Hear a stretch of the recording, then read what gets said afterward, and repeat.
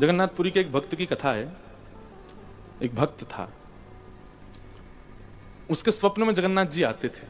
वो इतना रोता था मंदिर के बाहर खड़े होकर के। तो ठाकुर जी बोले, तू क्यों रोता है? बोले, आप बस मेरे साथ रहो, मुझे और कुछ नहीं चाहिए, और इस बात का मुझे अनुभव होना चाहिए कि आप मेरे साथ हो। तो भगवान जगन्नाथ जी ने उसको कहा, मैं तेरे साथ हमेशा हूं, और इसका अनुभव तुझे जब करना हो समुद्र की बालू में चलना,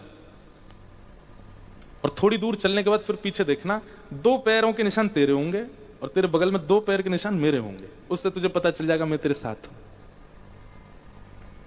अब तो वो रोज जाता, समुद्र के तट पर चल के देखता, थोड़ी दूर चलता तो 2 पैर के निशान उसके, और बगल में छोटे छोटे छोटे चरण भगवान के।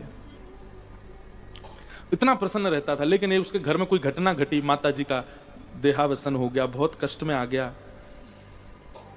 इतना पीड़ा में आ गया, रोने लगा, विलखने लगा। अपनी मां के जाने के भाव से तुरंत दौड़ करके गया। बोले, मैं मन को शांत करने का एक ही तरीका, पता चले जगन्नाथ जी मेरे साथ हैं।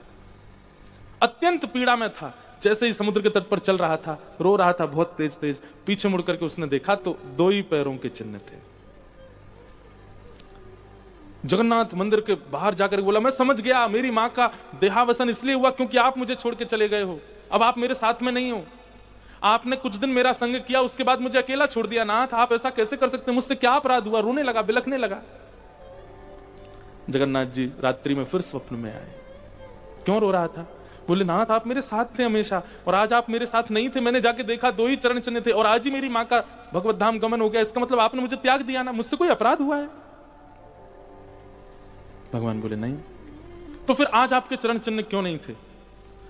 भगवान बोले, कल तक मेरे चरण चिन्ह थे क्योंकि तू भी चल रहा था और मैं भी चल रहा था, परंतु आज तू पीड़ा में आ गया तो तुझे गोद में लेके मैं ही चल रहा था। वो मेरे चरण चिन्ह तेरे नहीं है, वो मैं ही हूं। ठाकुर जी कभी अपने किसी भी वैष्णव, एक बार भी कोई ठाकुर जी की शरणागति ले ले, उसके बाद भले ही किसी भी कारण से वो भटक जाए, विलग जाए, लौट के आएगा। एक दिन तो आएगा। एक बार यदि ठाकुर जी के सन्मुख आ चुका है, फिर चाहे वो कहीं चला जाए, दुनिया के किसी भी स्थिति में पहुंच जाए, उसको आना तो पड़ेगा, क्योंकि ठाकुर जी छोड़ते नहीं।